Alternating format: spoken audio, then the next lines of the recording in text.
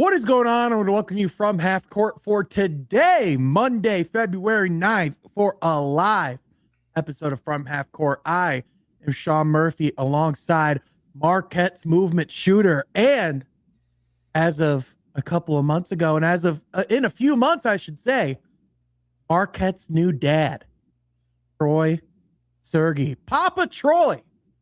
Congratulations, my friend. How are you doing? Doing well, Sean. Yep. Excited to be a dad here in a couple of months. Pretty crazy, but really excited too. Definitely gonna make a hooper, right? Having a WNBA team here in town is always a good thing. And a lot of hoops will be played by her over the years. Lord willing. Yeah, Caitlin Clark's future rival when she's still hooping at like 44 years old. Yeah, that's right. Yep, is right there. So yeah, no, I couldn't be happier for you, man. Actually, for a funny story, I actually sent you a cameo for those, that don't know, which is everyone outside of you and me. I sent you a cameo from Rick Mahorn, and I don't want to reveal too much of it. We'll probably show it at some point here to the public, but it is absolutely hilarious, and it was worth every single penny. So, as you would expect a Rick Mahorn cameo to be. Shout out to Rick Mahorn, by the way. Yeah, shout out Rick Mahorn. Always good to shout out Rick Mahorn. But Troy, another thing that was worth every penny was if you happen to buy a ticket or pay the subscription to FanDuel Sports Detroit that night for Pistons Knicks. Actually, that would have been on Prime. So I guess if you pay a Prime subscription, you got your money's worth if you're a Pistons fan, because holy did they just lay the beat down on this one. And I was there. I covered this game in person, and I was expecting it to be a lot closer than the game back, a month before, even with some of the injuries, just with how well the Knicks have been playing over the last month or so. They've been doing really well. And so I just, especially with how much the Pistons clowned them the last time, I was just expecting more of a fight, quite frankly. But if anything, Troy, it was literally more of the same. In fact, per ESPN Insights, Detroit is the first team to win consecutive games over the Knicks by 30-plus points since the 1986-87 Bucks. So 40 years, just to give some context, do some quick math there. And it was probably the worst game I've ever seen Jalen Brunson play. He shot 4 of 21 from the field. He was, quite frankly, just put in a, just put in a chamber all night by Ausar Thompson. And I titled this podcast, "Why the Pistons Defense Makes Them Championship Contenders." And quite frankly, all you have to do is turn on the tape from Friday night to see exactly why. And specifically, I know, the all-stars of this team are Cade and Duren, and rightfully so. I know JB Bickerstaff gets a lot of, the credit that he deserves, but I do not think we talk nearly enough about just how damn good Ausar Thompson is. Yeah. He accepted the award for Eastern Conference, player of the month, at the beginning of this, of this game. And he looked like throughout this game, he looked like the best defensive player in the world.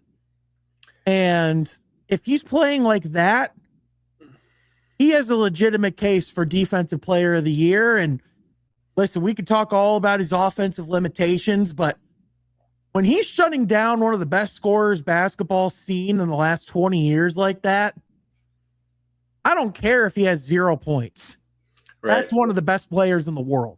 Yeah, and I'm glad, of course, you brought his name up to with that too, because obviously another player on the offensive end we could talk about is Dennis Jenkins. That game against the Knicks, just a really good 18-point performance. Really just showed how much he's a proven player. To be on the team, for the rest of the season. But with Ausar, I mean, remember that block against Brunson? It's just like, which one? That's right. Which one? He had multiple blocks. He had multiple. That's the thing with his game. And the other thing, it's like the thing that just stood out to me, Troy. Sorry to interrupt. It's just it's like we've seen the athletic plays on defense before, but it's how locked in he is on the scouting report and how disciplined he is. There were moments where in the last couple of years, Ausar would have easily picked up a foul and would have bailed out Brunson, but he didn't get anything easy to Brunson that night. No bait was taken whatsoever.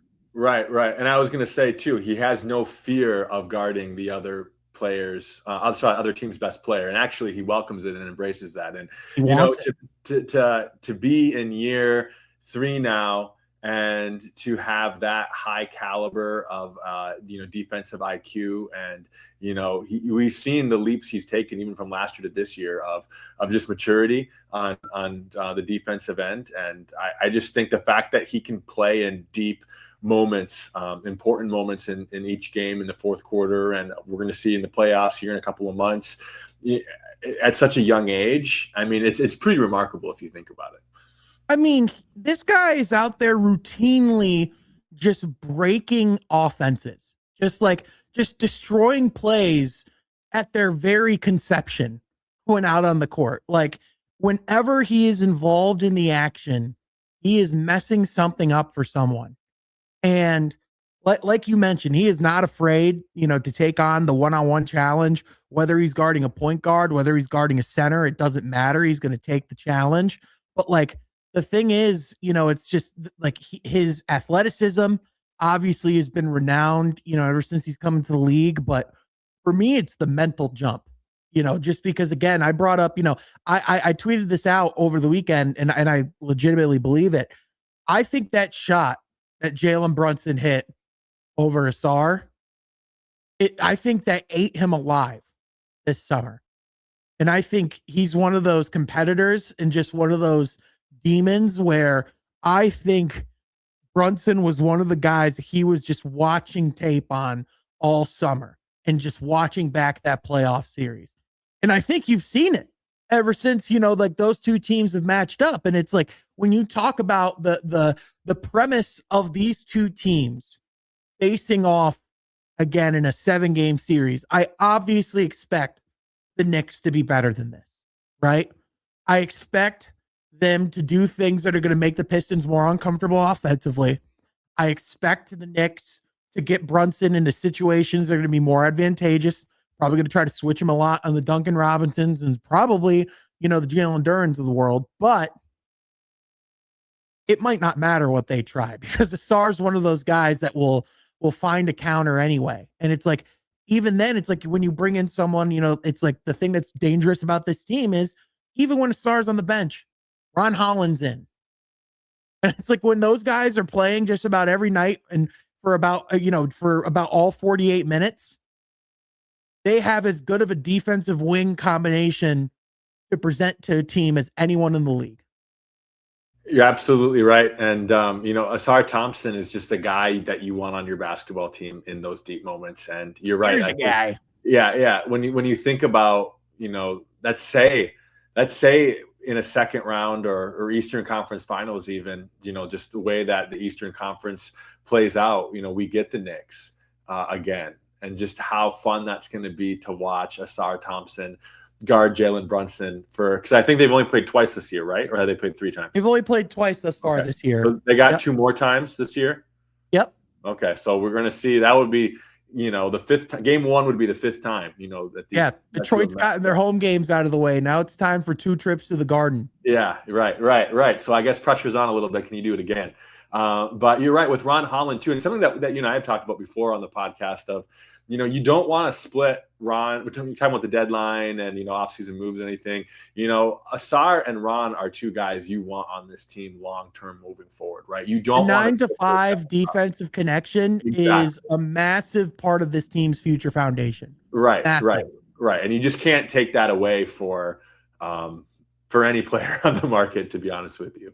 I mean, maybe Giannis if you flame out this playoffs, but even then, I'm having a long phone call about that one. And I'm even if I pull the trigger, I'd feel a little sick that I let him stay in division.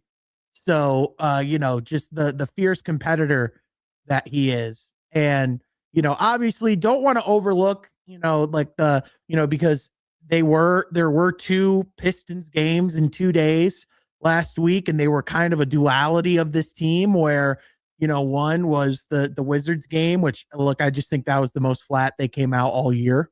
I think they saw the Knicks game on the calendar the next day. It was the first of a back-to-back, and I think they just flat out overlooked the Wizards, which, for a team that talked a lot about, not overlooking their opponents this year and making that a priority throughout the season, like, it was just undeniable that that's what happened. And, sure, towards the end, they picked their effort up and things got better, but like, it was just too late. And even then, like, the Wizards were just hitting some crazy shots, down the stretch of that game. But it's not like that's something where it's like, oh, this is clearly who this Pistons team is, and like, this is what defines the season. But it's like, I think it's just kind of like if we're talking about the fundamental flaws of this team and like, what are the non-negotiables for the Pistons to go out and like be at their best every night. It's like the only thing that has to show up constantly is the effort and the intensity. Even if the shots aren't falling, even if a lot of things aren't going, even if the balls aren't bouncing their way when they're going for boards, as long as they bring that effort and intensity, there's no reason they shouldn't be able to beat anyone. And right. And we've watched games, wasn't there. Right. And we watched games this year, Sean, where they haven't been hitting beyond the arc. They haven't been able to get a lot of them. And right. But the defensive intensity was there, and the pressuring the ball and that types of thing on the defensive end. And guess what? At the end of the day, when the buzzer sounded, the Pistons won. And that's something that I think can really boost a team's confidence of, you don't have to be scoring 120 points every night to win a basketball game. You don't have to be even shooting above 35% from 3-point arc to be winning a basketball game. So, some of those statistics in your mind, and to come away victorious in some of these regular season games, I'm going to hope, especially with our coaching staff, I hope that's going to build confidence for them moving forward. No question.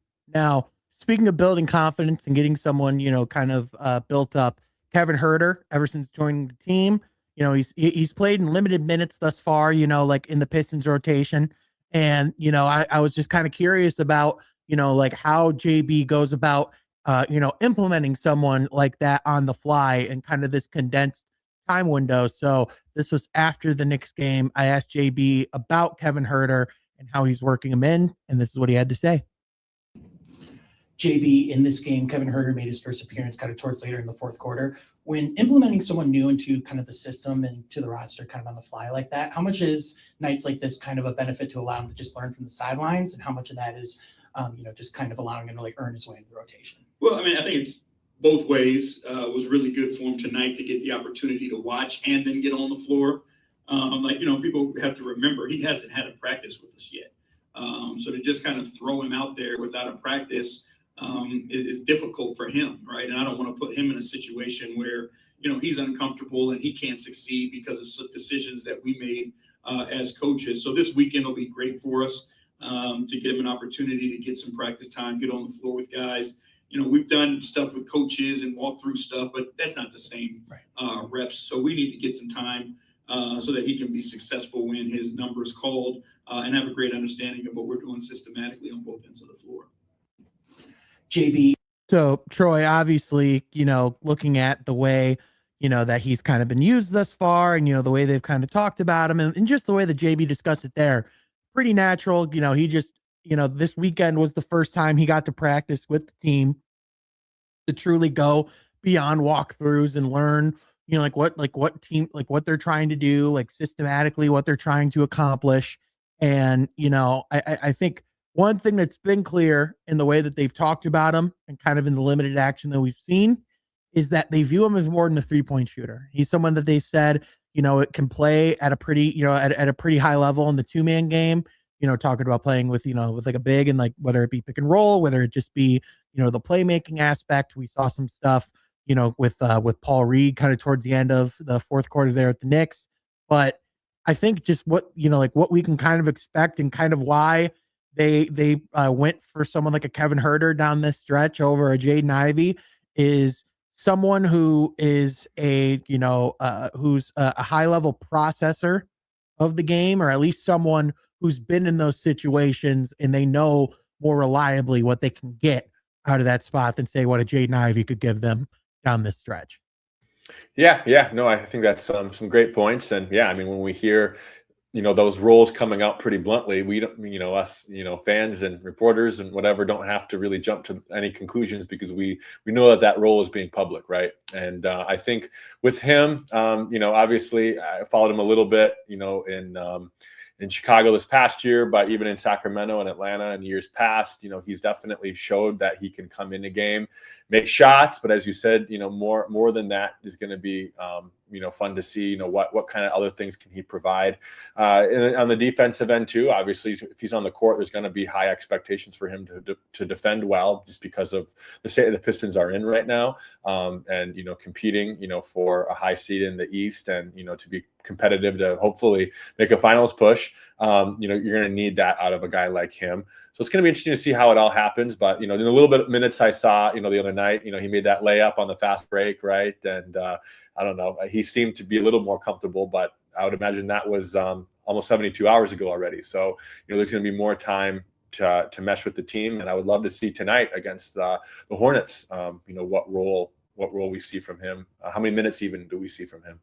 Yeah, I imagine we'll just see that, to see his role just only increase more and more. And, as JB mentioned there, this past weekend, he was able to get his first practice in with the team. So I imagine that makes a pretty big difference as far as, the understanding and like the clarity component there. And especially as someone who, is coming in and being asked to play kind of like a pretty specific role and, like not as many minutes to figure it out. It's like, it's one thing if like James Harden, who just came to the Cavs and played his first game without a practice. It's like, well, James Harden is playing the James Harden role. We know exactly what that looks like. Whereas it's like Kevin Huerter, he might not be asked to do all the exact same things in Chicago as he's going to be asked to do here in Detroit. But, kind of going off of that and just now that there's been a little bit more time to, digest the deadline that took place. I, kind of did some research and found some stats that were just pretty interesting about this deadline. I actually originally heard this from Kenny Beecham, so I do want to give the credit where credit's due. But I did go through and verify it myself. Of the approximately 29 trades that happened over the deadline, only one team over 500 traded a first round pick. Only one. And that was the Oklahoma City Thunder when they acquired Jared McCain. So the only team over 500 who traded a first round pick was the team that has an embarrassment of riches in first round picks and was looking to offload one anyway because they can't use all of them. So in exchange, went and got a guy like a Jared McCain, who's like a pretty good flyer, but it's like, I don't think anyone's going out and saying that it's like, oh, that's the move that makes the Thunders the champions this year, right? Like if anything, it's pretty backwards of how you'd think it would be. But the teams that were sending first round picks were a lot of these bottom feeders, so to speak. Like the Wizards sent 2 first round picks in an Anthony Davis trade. The Jazz, they were a big buyer, went and got, Jaren Jackson Jr. The Pacers, they went and got Ivica Zubac. Like none of the teams that spent their first round draft capital are above 500 right now.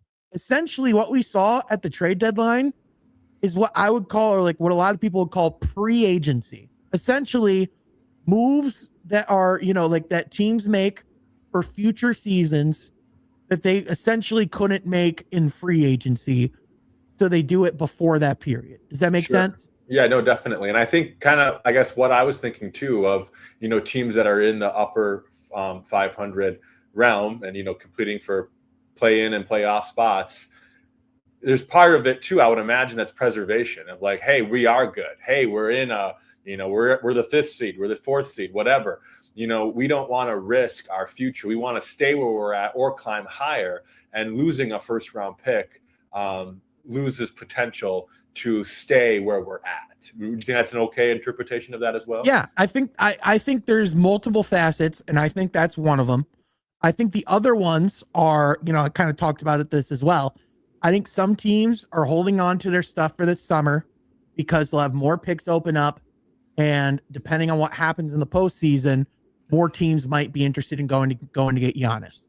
So I think, as people talked about, like the trade situation with the Bucks at the deadline, it sounds like they weren't ever truly serious about moving him at this deadline, just because there's so many more options if they just wait to do it until the summer. So I think that's a big component of it. I also think, as we've talked about a lot on this podcast, and as people might get sick of hearing about, but it's just true, the way the current financial structure is set up incentivizes teams to not trade those picks. But if anything, like, if you are going to trade them, it's like, you damn better be right. But also, I think a lot of teams are supplementing their rotation and building their team out by continuously, like, you're not just going to be done drafting and developing now that you're winning games. Like, you need to go find guys who can contribute on a rookie contract, because odds are, as you continue to only get better, like, Thunder's going to lose, like, the Thunder are going to lose key pieces of their rotation at some point, So it's like, how do you backfill that? How do you stay competitive? Through the draft. You're getting young guys who can fill those roles on rookie contracts. It's similar to the NFL with like a rookie quarterback. Right. No, that's a great point, Sean, because how many times have we seen, which is this new collective bargaining agreement of teams who were once, contenders, not in the same position they were last year because just one or two role players, not even starters, role players, your sixth man, walked for a better contract. Just about every team we've seen be in the apron thus far have scrambled like hell to get out of it.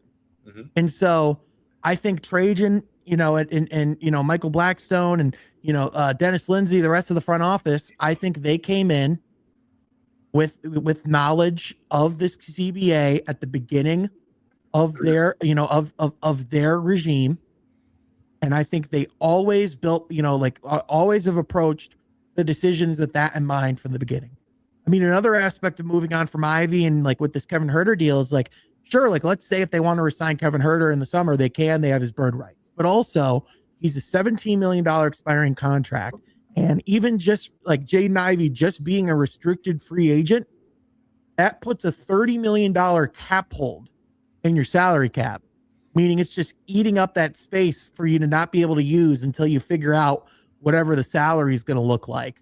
And so when you're talking about extending Duren, when you're talking about extension talks beginning for Isaiah Stewart, extension talks beginning for Ausar Thompson, whatever potential moves you want to make in the summer, $30 million in dead cap for a player you're just probably not going to sign, especially not to money nearly that much, this doesn't make a lot of sense. Mm-hmm, mm-hmm.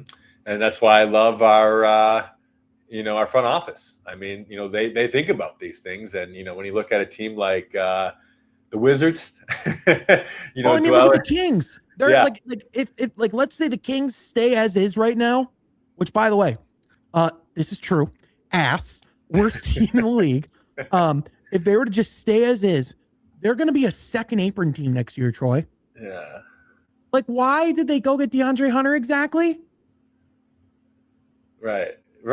He's not going to help them push for a play-in spot. That's for sure. Right. Like, what is that going to get the Sacramento Kings? Nothing. Like, absolutely nothing. Yeah, exactly. It's absolutely not a straight nothing. So, I just don't. That's a whole other situation. But essentially, it's like you want to be able to, like Detroit's like they already have been this competitive without dipping into that. So if you don't have to, don't. Flexibility is like one of the biggest assets in this modern league. But you brought up the Pistons tonight do play the Charlotte Hornets, and we do got to give their proper credit because they have won 9 games in a row. And they've won 8 in a row for the first time like 25 years. And listen, Con Kneppel, legit. Brandon Miller, legit. LaMelo Ball starting to play smarter basketball. I'm really intrigued to see, like this matchup. And it's interesting because before it's like you talk about the team that's like up and coming and hot, and you're like, all right, well, we viewed that as the Pistons, and it's like, all right, this is the litmus test for how they stack up. But Troy, it's interesting because for one of the first times in a good while, we're the litmus test for the teams like the Charlotte Hornets. So that's insane. for me, I view this game as, all right, let's see how for real Charlotte is, because Detroit to me is the bar to test it against right now. Right. Oh, that's so exciting, dude. Like, it gives you goosebumps because of all the years where we've been in the lower part of the Eastern Conference, and to know that we're the bar that competitive teams have to go through. When we talk about regular season matchups, I know the league has been trying different formats and the in-season tournament and whatnot, but dude, I mean, it's these types of matchups randomly on a Monday night, not national televised, that you can really sometimes see, some great matchups. And yeah, I mean, this is a great one too. I didn't realize they were at 9 in a row. I thought they were more like at 4 or 5. I knew that they're on a win streak, but I didn't realize it went this long. Yeah. By the way, looking at the just because I went and looked at the power rankings again for the NBA, and by the way, Pistons yet again at number 1.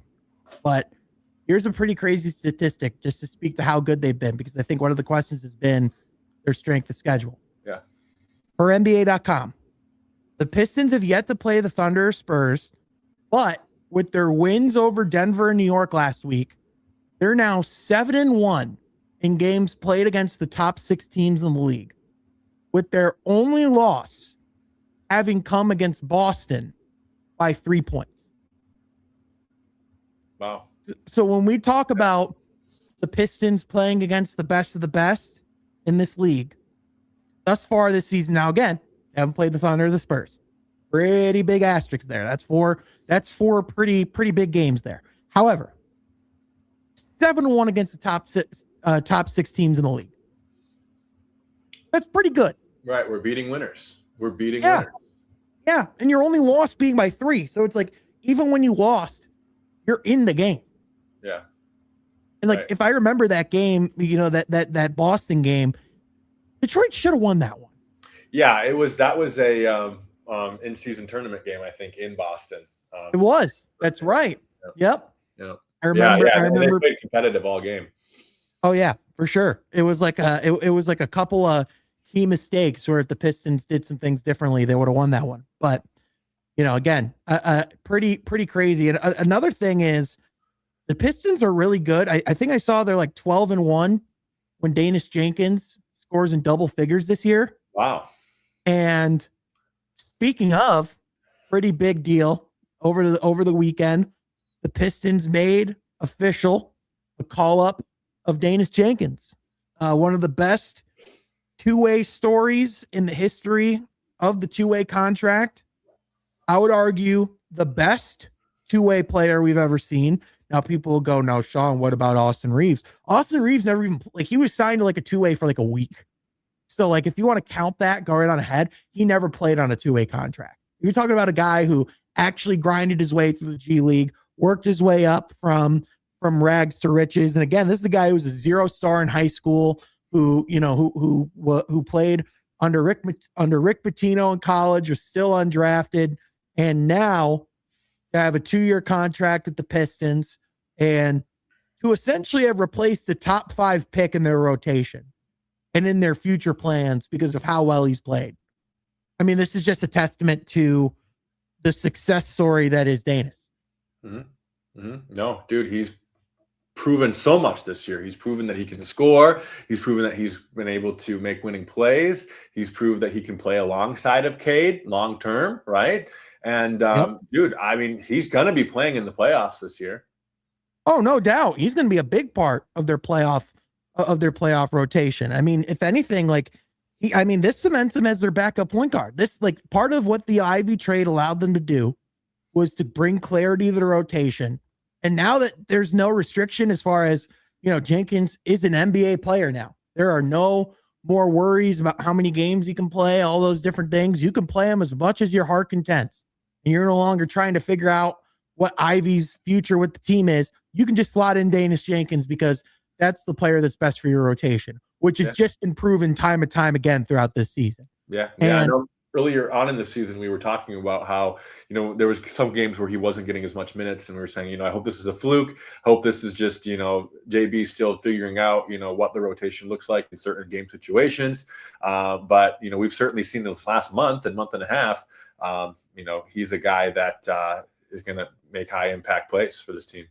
Yep. And I think this clip from the post-game presser of Danis describing some of the things that motivate him is emblematic of why he's gotten to where he is. And so do you want to share this? This is from the G League Twitter account. I was in the room for this one. Here's Danis Jenkins on why he's pissed he didn't get drafted. If I'm being honest, and everybody know I'm a very humble guy, but in college, man, like most of these dudes that got drafted, like what was the difference between me and them? Like what? Y'all tell me what was the difference?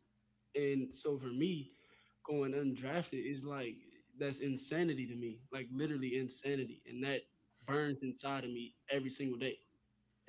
Like, I'm not gonna get into it, but that took something away from me. You know what I mean? And it is what it is, but they're gonna have to see me. Every time I match up with somebody that I know, whoever was drafted or whatever, like, I mean, I just say that personal, man, just because, like I said, I just know there was no difference between me and the guys that got drafted. And it is what it is. It's the past. But for me, man, I just carry a big chip on my shoulder. I always say it has just been me my whole life.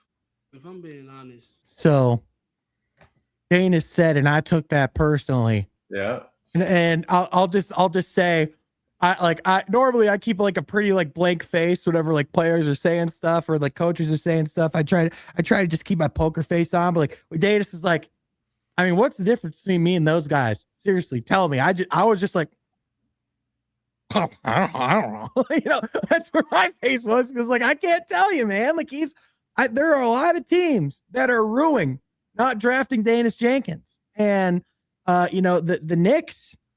They drafted Tyler Kolek and they drafted some other guys over him in that game, and I think that's part of why you saw the fiery performance. But also, I mean, guy played at St. John's right down the road in the same building for a lot of games.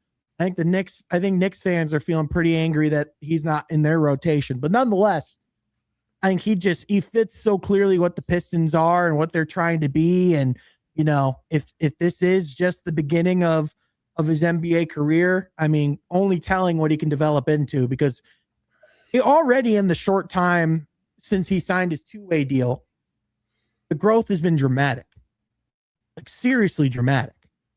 Yeah. We're lucky to have him on our team. And, you know, when you talk about having a chip on your shoulder, when you talk about, you know, high work ethic, when you talk about, you know, a guy that when he gets on the court, he wants to make winning basketball plays. It's just, these guys don't grow on trees, Sean.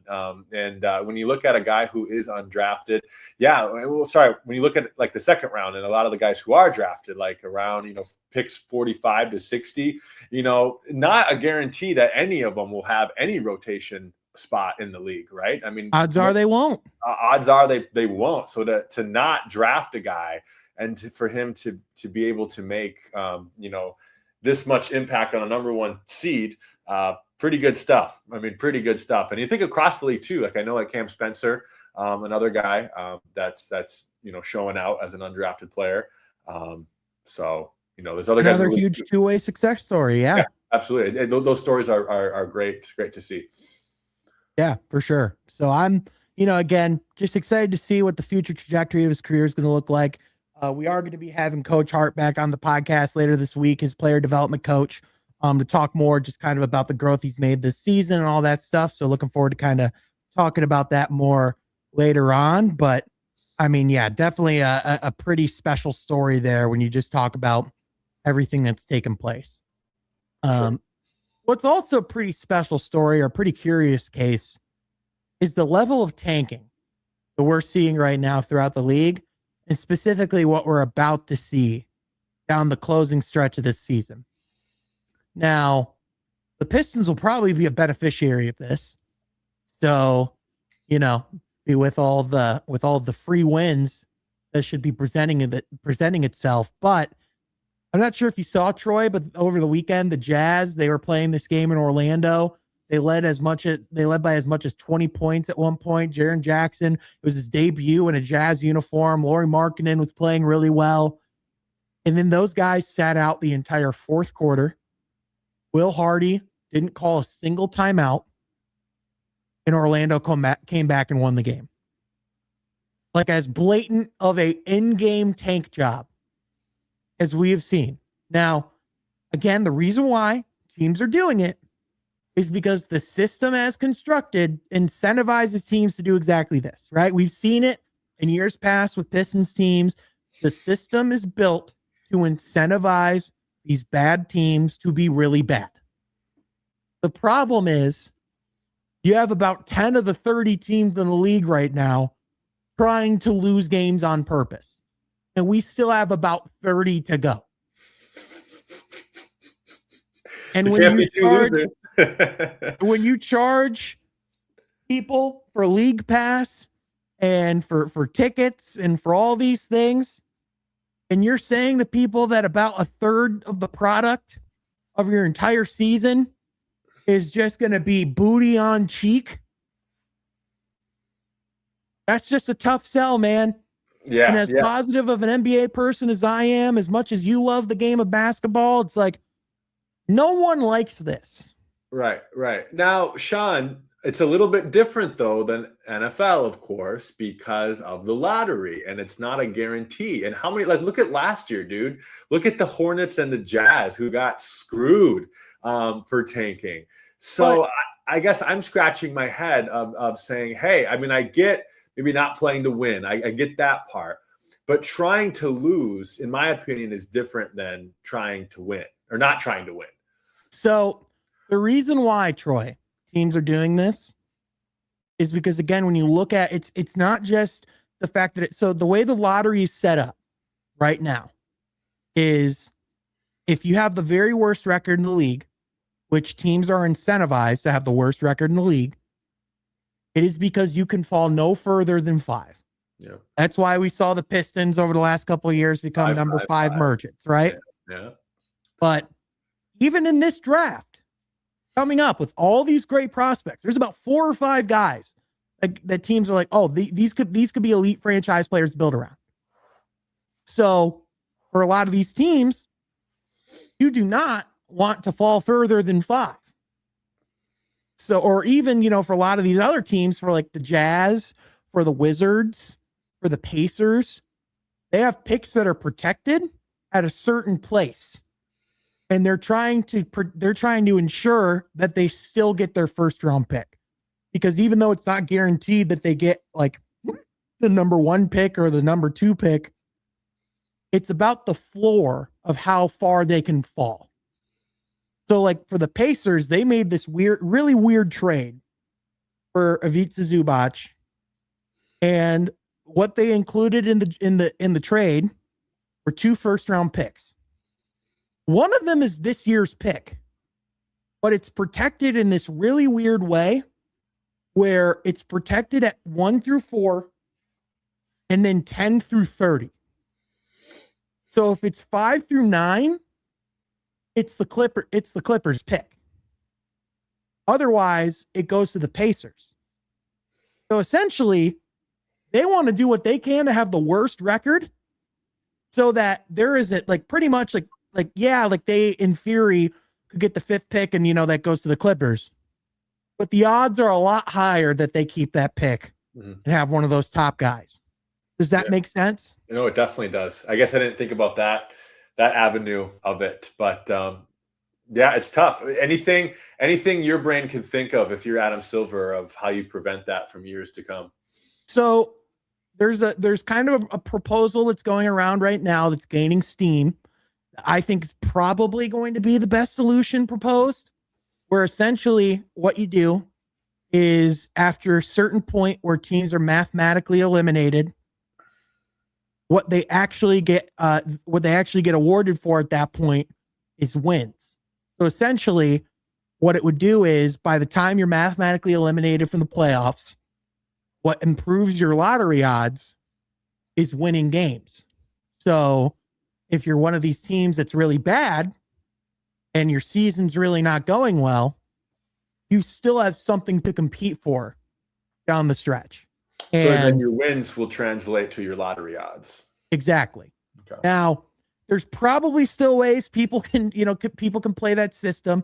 My head immediately goes to, well, what if teams just reverse tank where they just suck until they're out of the playoffs and then just start trying to win as much as they can? I think that's probably a lot harder than like what we've seen in reverse. So that's probably a risk, that's like worth taking. And, there's always going to be loopholes in whatever system you find. But like, I think a system where we're trying to incentivize teams to win games and not lose is probably the best solution that we're going to get. So to me, I think that's what makes sense.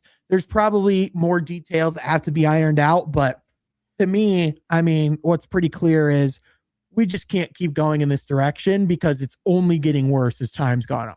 Yeah, no, I fully agree with that, man.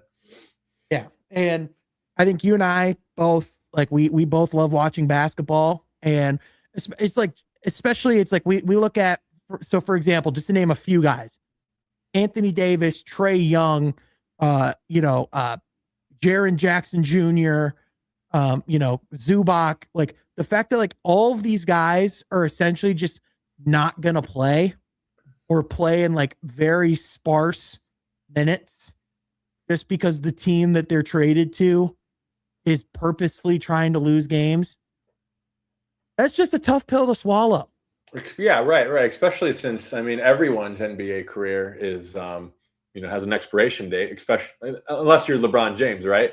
So, I mean, you only get prime, Trae Young, which maybe be out of his prime. You only get some of these guys playing their best basketball for such a limited amount of years. And, to be on the sidelines for some of those years just because of the franchise that you got traded to, it's kind of a gut punch to them in their own careers as well. Yeah, no question. It's, again, and players don't take, teams do. It's one of those things where, like that they'll always be the case. But again, it's just one of those situations that's just pretty insane that we're seeing it happen like this in real time. Yeah, absolutely. Now, before we go, Troy, I got to show you what I thought was the funniest moment of the weekend in the NBA. Let's see it. And to me, it's really not close.